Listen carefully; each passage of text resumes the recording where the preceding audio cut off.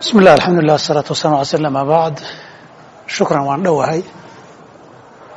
salada xilliga nabiga calayhi salaatu wasalaam cudurradan hadda socdo kala ma jiri jireen jawaabtu waa nacam haa waxaan uga jeedaa cudurradan faafa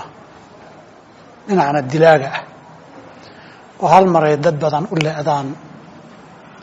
waxaa ugu caansanaa cudurka daacuunka la yidhaahdo ama taacuun waa carabi ereyga daacuun runtii ereyga daacuun ma cudur gaar ahba isagoo cudurradan dilaaga ee sida degdega ah ku faafo oo dhan arrin hore culimmadu uga doodeen weeye laakiin sida ila saxsan daacuunku waa cudurro gaar oo dila ah jirkana ka soo baxa gaar ahaan meelaha laablaabka ah sida kilkilaha iyo meelaha qarsoon kadibna boogan noqda oo qofka dila saasay ku tilmaamayaan axaadiista nabiga calayh isalaatu wasalaam qaar ka mid sida xadiidka caaishiyo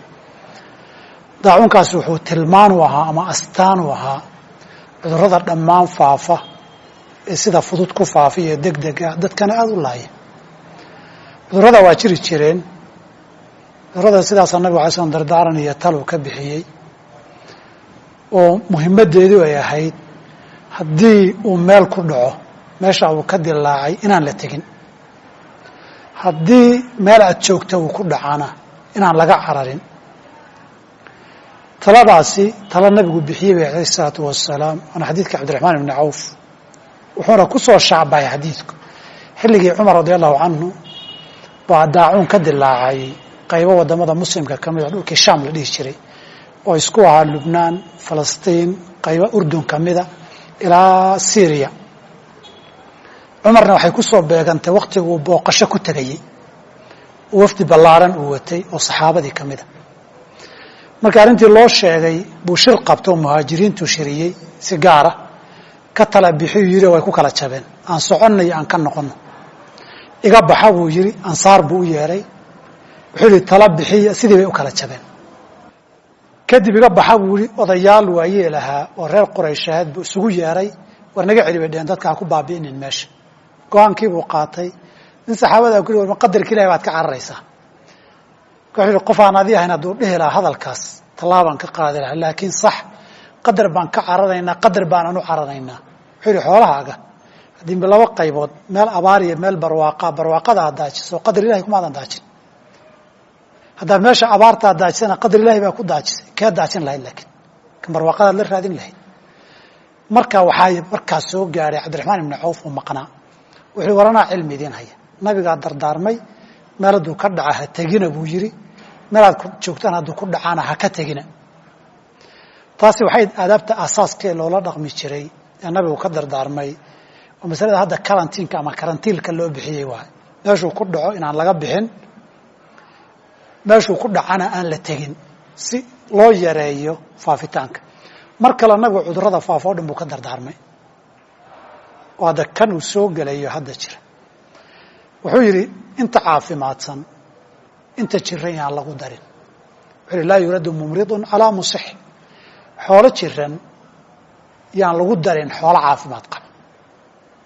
isna waa fi saxiix min xadiid abi hurayra mar kaluu dardaarmay oo wuxuu yidhi nabigu alayh asalaam fira min almajduumi firaaraka min alasad qofka judaanku waa cudur jirka boog noqdo kadibna xubnuhu googo-aan isdhexgalka iyo taabashayana sabab u noqoto uu ku faafo wuxuu yihi sidaa libaaxa ugala cararta naftaada qofka ugala carar naftaada intaaso dhan waxay tilmaamayeen sida loola dhaqmaayay inay tahay qofka uu hayo ama meesha uu ku dhacay halka uusan ku dhicinayo qofkuusan haynin in la kala fogeeyo in la kala ilaaliyo ama qofku isagu iska ilaaliyo inuu tago ama geeyo ama ku darmada dadkaas haddii cidda mas-uulka ummadda ka ahoo sidaa tiraada ay timaadana ay tahay waajib in loo hoggaansamo mudan wabilahi towfiiq ma jiraan cudurro qofka muslimkaa haddii uu u geeriyoodo uu shahiid yahay alxamdu lilah shahiidka aan ahayn qofka jihaadka dagaalka ku dhintay nabigeena alay sl dad badan buu tiriyey inna magacyadoodii baa la tiriyey inna la macnay noqon karaan baa la yidhaahdaa inta la tiriyey macnahooda waxaa ka mid a daacuunka dadka shubanka u dhinta almabtuunu la yidhaahdo. shubanku waxaa soo gelaya innaga cudurradan koleeraha ah ee dadku ay fuuq baxaan ay shubmaan. innagu daacuun baan u naqaanaa, laakiin xadiidku wuxuu ku tilmaamaya almabtuun, cudurrada caloosha iyo shubanka iyo bixitaanka iyo dadka u dhinta. waxaa ka mida qofka biyaha ku dhinta iyo duufaanada iyo biyuhu ay qaadaan. waxaa ka mida qofka dabka ku dhinta, meelaha dabku ay ka kacaan iyo dababkaa ka mida. waxaa ka mida qofka dumarka ah ee umul raacda ama ilmaha caloosha ku jirta u dhimata. laba xaaladoodba, haddii ilmihii markuu soo yimaado ay umul raacdo, iyo haddii ay dhacdo in ilmihii caloosha ay fooshii ku dhimato oo isku dhimato. waxaa ka mida kuwa nabigu tilmaamay calayhi salaatu wasalaam, dadka guryuhu ku dumaan ama meeluhu ku dumaan. godbax laga qodayey baa ku dumay, guryaha ku soo dumay, ama dhulgariir ha sababo ama sabab kale ha keento. waxaa ka mida nabigu alay slam tilmaamay dadka u dhinta cudurka daatiljambi la yidhahdo. daatiljambiguna waa cudur ay soo gelaya cudurradan kansarka la yidhahday oo kaleetiyo uu soo gelayo wey. cudurradaasoo dhani ama kuwo faafa ha noqdaan ama kuwo si guud dadka ugu dhaca ha noqdaan ama qof gaaraba ha qabsadaane waa shahiid baa la yidhi. haddaan idhaahno daacuunka iyo koleeraha, mabtuunka iyo kuwa lamidkiihi qaar waxay soo gelayaan, cudurradan oo kale waa gelayaan sida culimmadu qaar qabaanna dee shahiid bay noqonayaan. haddii la idhaha ma soo gelayaanna waxay imanaysa masale culimmadu ay ka doodaan oo ah macnahan oo kale baabulqiyaas ma galaa oo kuwan oo kale inta looga qiyaasto waa shahiid ma la dhihi karaa. waxaa muhim inaan baraarujiya halka markaan marayo, waxaa jiray cudurro badan oo loo dhiman jiray oon shahiid la dhihin iyagana. xilliga nabigu madiine tagay calayhi salaatu wasalaam, cudurro badan baa ka jira oo madiine meel cudur badan bay ahayd. cudurkeeduna malaria u badnaa oo meel qaniin badan oo malaria badan bay ahayd. saxaabadii dhan tagtay dhan badankood waa ku jiradeen, waa ku xanuunsadeen. nabigu waa ka ilaahay baryo oo juxfe in loo raro. malaariyadii dadku aadka u qabanaysay lagama dhigin shahiid, lagama dhihin waajir shahiid way lama dhihin. taasi waxay tilmaamaysaa dee way dhici kartaa inuu cudurradan soo galo, lakiin waa masale ka fiirsi badan u baahan. kolba axkaamtii adduunyada dadkii caadi u dhintay maadaama la siinayo, ilahay un ajirkaa inuu siiyo raxmaddiisa waasaca waa uga rajaynaynaa, laakiin ma xaqiijin karno. sidaan la soconno adduunka maalmahan waxaa aada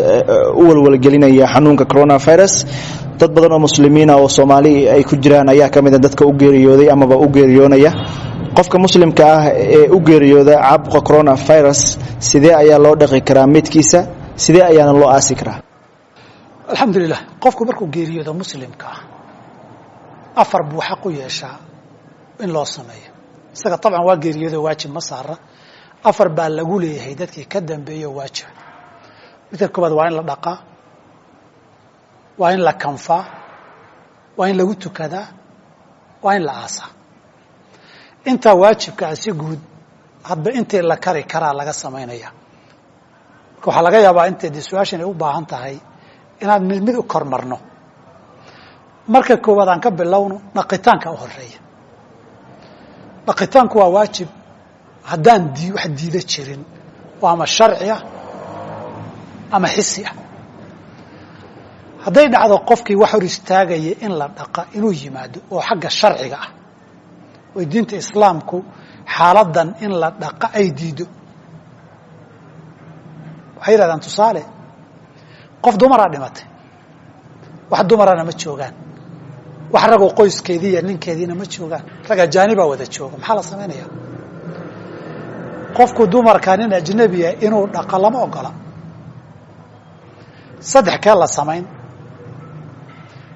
inti maro lagu dado oo gacantana wax la gashado oo biyaha korka lagaga shubo baa gacan la marmarin, mise iyadoo mara ku dadan baa biyaha korka lagaga dhaqi, mise waa loo gebagabayn. 3daba culimmada qayb baa qaba, mise intaa midnaba la samayn maaye sideedaa lagu aasi, maadaama qof ajnabiya in la taabta aan la ogolayn. ilaa waqtigii taabiciinta intaba aragtida kala duwani waa jirtay. hala dhaqo iyo dhaqitaankii waa dhacaya maadaama qofku ajnabi ay tahay, ragguna taaban karin. marka maanic sharciya waa iman karaa, maanic xisiya iman karo. fuqahada iyo culimmada hore uga hadleen. daacuunadana waa dhici jireen iyo cuduradan dilaagii oo hadda wax cusub maaha. waxay ka hadleen qof gubtay oon laba taaban karin, waxay ka hadleen qof xanuun u googo'ay oon laba taaban karin, waxay ka hadleen qof muddo ka hore dhintay oo isagoo isku dhex yaacay oo isku dhex daatay oo yar qurmay la helay, maxaa la samaynayaa? waxay ka hadleen haddii looba baqaya qofkan dhaqaya, taabashada looga baqayo, maxaa la samaynaya? waxay u qaybiyeen 3 xaaladood. qofkii haddii la dhaqi karo waa la dhaqaya, haddaan la taaban karin oo dawlad iyo maasho intay ka dadaalaan la buufiyo qolka iyo qalabka iyo wax walba la buufiyo, biyaha tuubada lagu buushi sii dayn karo korka lagaga rushayn karana waa lagu rushaynaya. haddii taa la awoodi waayo ciid baa loogu gebagabaynayaa. hadday taasi suurogeli weydo sidiisaa lagu aasayaa. kama duwana qofka nool ee qabaysku waajibka ku yahay ee salaada laga rabo. hadduu qabaysan karo waa qabaysanayaa, hadduu jirka wada dhaqi waayo intuu dhaqi karo u dhaqayaa, hadduu kari waayo wuu gebagabaysanayaa. faaqidu tahurayn hadduu yahay, salaadiina la gaaray, sidiisuu ku tukanayaa. ciidba hadduu waayo, biyana waayo, salaadiina la joogo, muxuu samaynayaa? asaxiixu wuu tukanayaa. qadarkii waajibku awood la-aan buu u dhacayaa. qabayskii haddaba haddii la dhaqi kari waayo meeshuu ka baxaya. inta dambe la samayn karaa la samaynaya. haddii qabayska laga tago waxay imanaysaa mas'alada waa loo qabeeyey ama loo qabayn waa la dhaqi waay. kafankii maxaa laga samaynaya? kafanku haddii maryo lagu duubo, horta wax gaara oo waajib ah ma jira kafanku aan ahayn qofka in la asturo hadba wixii lagu asturi karo. sidaa darteed maalinkii wuxuu dhar astura markii shuhadadii la waayey,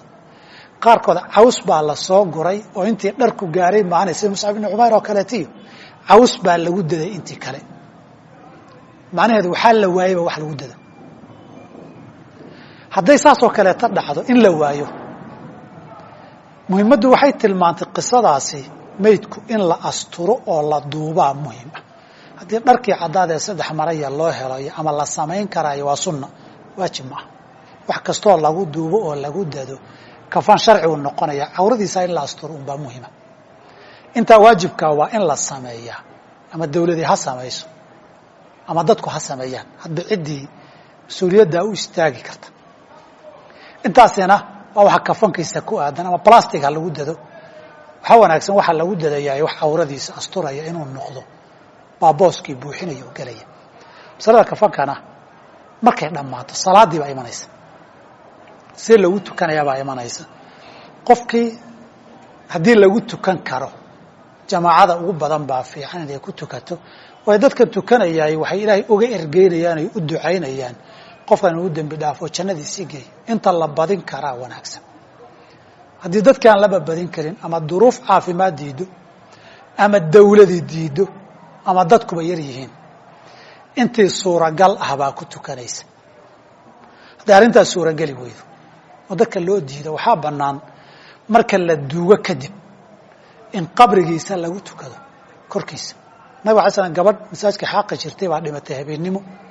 saxaabadu ma soo toosina, way ku tukadeen, way aaseen. subaxii buu waayey, gabadhii awe waxaa la yidhi xalay dhimatay, maxay u sheegi weydeen? inaan ku soo kicinaan diidnay baa la yidhi. uu tegey qabrigaadii tusuu yidhi, qabrigaa la geeyey, qabriga korkiisu istaagay, janaasadeedii buu ku tukaday. dadkii uxud la aasay shuhadada ahaa kuma tukanin maalinkii nabigu, laakiin geeridiisii ka hor wax yar 8 sano meelaha markay ka soo wareegtay buu tegey, qubuurtoodii buu tegey, janaazuu ku dul tukaday. saxaabadu waxay ku fasireen kalmuwadici lahum, in adduunkii ka socda oo iyagii macsalaamaynay. haddaba dad la aasay qabrigooda intii kadib la tago waa lagu tukan karaa. ama si khaldan ha loo aaso, markii horeba aan la ogeysiinin, ama ha loo aaso looma dhowaan karo. intaa hadday suurageli weydo, sharcigu wuxuu baneeyey dad badan oon lagu tukan karin ama meydkoodaba aan la arag oo lagu tukado. dad baa diyaarada ku burburay, dad baa dooma la degaan, dad baa dab ku gubta, dad baa wax ku dumaan, dad baa meel fog ku dhinta. qofka saas oo kaleeta salaatu lqaa'ib buu sharcigu jideeyey. nabigu najaashi baa loo soo waxyooday inuu ardul xabasha ku dhintay isagoo madiina jooga. saxaabadii wuu soo saaray, safaf buu ka dhigay, isagaa tukiyey. walaalkeen oo dhul kale ku dhintay baan ku tukanaynaa buu yidhi. salaatulghaa'ib buu ku tukaday. qofkii waa lagu tukan karaa xataa isagoon qabrigiisa la tegin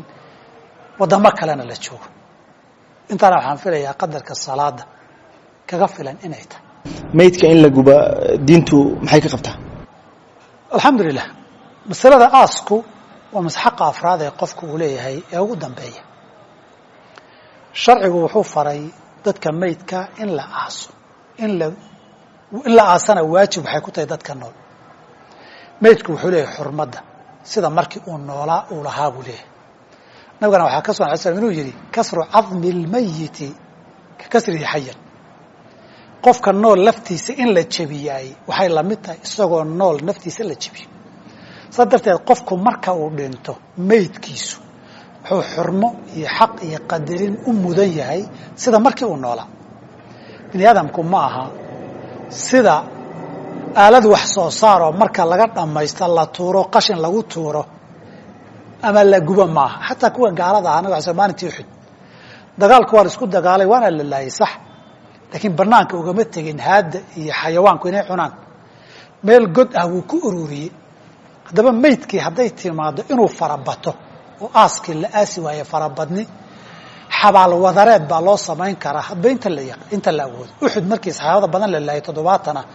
dad badanna la dhaawacay awooduna ay yareed laba saddex buu qabri u geliyay nabiga alayhi salaam kuwii badar lagu laayay gaalada ahaana god buu ku wada guray madka maydka in god lagu guro oo la aaso hadba sidii suuragal ah way waajib in la gubo ma banaana hal xaalad baa gubitaan laga hadli karaa intaan qaacida fiqiga sharciga garanayo hal xaalad gubitaan waa laga hadli karaa haddii maydkii bato oo laba aasi waayo kadibna maydkaasi inta uu qurmo isagoo qurmay ay cudurro ka faafaan laga baqo oo intii noolayd inuu wax soo gaadhsiiyo ay noqoto aaskiina cid aasta lama hayo daacunada qaarkood qarnigii 9aad dhexdiisa masar ka dhacay waxay sheegayaan maalintii masar gudaheeda iyo qaahira 1000 qof baa dhimanaysa waxay ka sheekeeyeen mayd inta la qaaday dadkii sii waday aaska u sii waday qabrigii waxaa gaadhay hal ninkiina isagoo naasib buu dhintay isaga laftiisa markaasoo kale hadday noqoto maydkii waa qurmaya xayawaanaad baa faarfaaraya cudurraa ka faafaya oo ka dilaacaya oo noqoto laba khiyaar keliya timaado in la gubo si dadka nool cudurrada inay faafaan looga badbaadiyo iyo in la daayo xayawaanku cuno qurunkoodii meesha yaallo marka intaan garanay qaacida sharcigu waa banaynaysaa in la gubi karo waa mar xal kale la waayay kaliya ay ku soo urursatay dadka nool seebaa looga badbaadiyaa cudurka inuu fido dadkana lama aasi karo dadka cagaf intii meel la geliyo la qodo baa lagu gadin karaa qof walbana amalkiisa aakhira lagu xisaabtamayo billahi tawfiiq muslimiinta qaar gaar ahaan Soomaalida ay ugu badan yihiin waxay aaminsan yihiin in xanuunkan coronavirus aysan dadka muslimiinta ku dhacaynin taas maxaa ka jira alxamdulilah su'aasha ah muslimiinta ma ku dhacayaa aan laba qaybood u kala qaado dhinaca sharciga ee diinta intaan ka aqaano anigu cudurrada dilaaga ee faafa muslim kuma dhaco sal kuma laha xilliga Umar dadku ku dhacay uu laayo muslim bay ahay xilligan dambe ee qaahira taacuunka ka dilaacay kutubta uu ka qoray xaafid ibn xajar raximahullahu ta'ala ragga la midka ay ka sheekeynayaan maalintii kunka dhimanaysana muslimiin bay ahaayeen marka ma garanayo anigu meel sharci oo leh daacuun iyo cudurrada qaarkood kuma dhacaan muslimiinta ka diin ahaan ma garanayo dhinacdee dadka muslimka kuma dhaco hadday dhakhaatiir leeyihiin oo dhiigga dad qofka muslimka iyo markuu iimaan yeesho waxbuu kaga duwanaada ay dhahayaan dhinacaas daanu garan maayo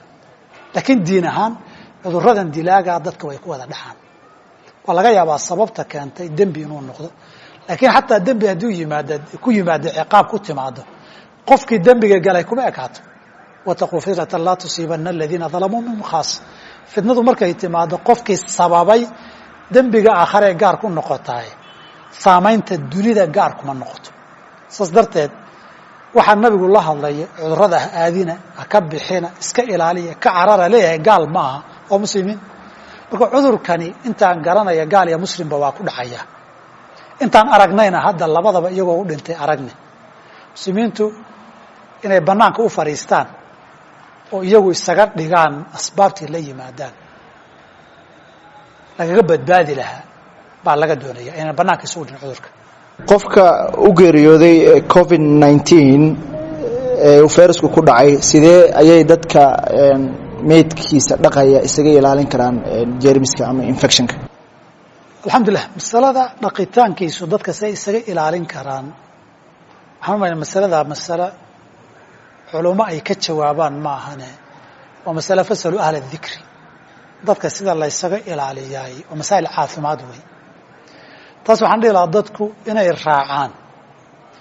talooyinka jihaadka iyo dadka caafimaad ahaan lagu kalsoon yahay ay bixinayaan inay raacaan bay soo gelaysaa aayadda qur-aankiihi fasaluu ahla dikri in kuntum laa taclamuun haddaynu naqaa inaan aqoonin caafimaad si la ysaga ilaaliyo dadka aqoonta u leh aaminkana ah waxay sheegayaan in ahayn war aan la hubin iyo qof aan la garanaynin iyo aan ahayn bay u baahan tahay in laga dhagaysto diin ahaan taladaa unbay sharcigu bixin karaa dadka aqoonta u leh ee aaminka ah laga dhagaysta talada ay bixiyaan laakiin inuu ka fogaado fuqahadeennu axkaan ahaan bay ugu dareen haddii qofka dhaqaya loo baqayo in loo gebagabeeyo haddii taabashada looga baqayana sidiisa lagu aaso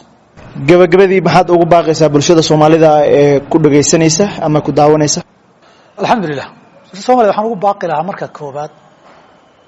ilahi subxaana wa tacaala in loo laabto oo loo toobad keeno labadaba waa mare imtixaanaadka adduunyadu ilaahay in loo noqdo waxyaabaha fududeeyay ka mid tahay ducada iyo allabarigana lagu aqbalo waa marka labaadee markay musiibooyinku yimaadaan qayb waxaa ka mid ay xambaarsan tahay dadka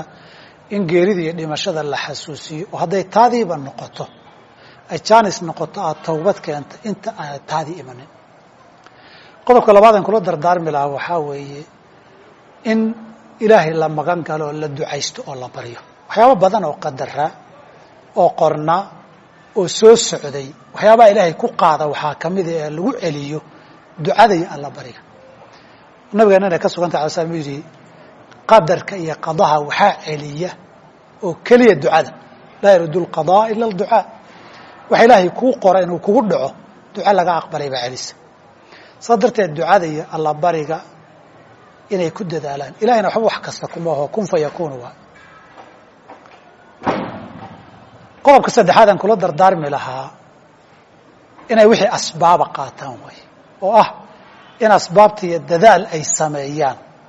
iyo sharcigu isma diidayaan in iimaankii iyo qadarkii ay rumeeyaan wixii ilaahay qadarayna waa dhacayaan qofka ilaahay u qadaray baa ku dhimanaya saa darteed nabig alay sl markuu lahaa cudur kasta dawle geerida maahane dad badan baa waxay u fahmaan khalad geeridu wax gaar oo cudurrada ka duwan oo socda inay tahay xadiidku wuxuu ka hadlayaa cudur geeri og dawo ma laha saa darteed soomaalida waxay dhahaan saddex xal looma helo cudur geeri og iyo gardarro garab og iyo gaajo guri og cudurka geerida og dawo ma yeesho isagoo kale dad badan baa dawadan kaga caafimaadi laakiin dee qof baa waktigiisa soo dhammaaday haddaan cudurku geeri ogeyn oon ajashii soo waafaqin dawu leh hadduu ajashii waafaqan laakiin daawo ma laha cudur kasta oon kii ajashii ku soo aaday ahayn dawu leh marka asbaabtii iyo dawadii inay qaataan oy dadaalaan baa laga doonayaa ugu dambayntii waxaan dhihi lahaa cidda waxaan aqoonteeda leh uga dambeeyaan hadday xukun sharciga tahayna culimmadii ha looga dambeeyo haddii ay tahay caafimaad iyo daawooyinna dadkii aqoonta lahaa ha looga dambeeyo labadubana fasaluu ahla dikri bay soo gelayaan